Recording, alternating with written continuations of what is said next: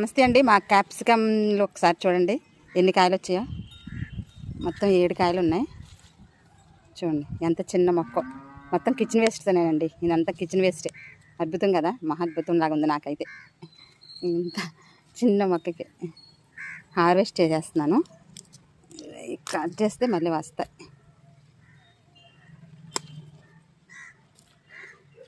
క్యాప్సికంలో harvesting అంటే ఎంత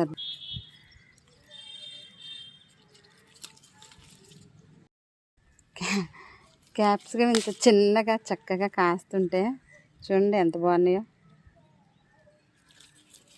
ఎంత ఆనందంగా ఉంటుందోనండి. కొమ్మిరిగిపోయింది ఇది.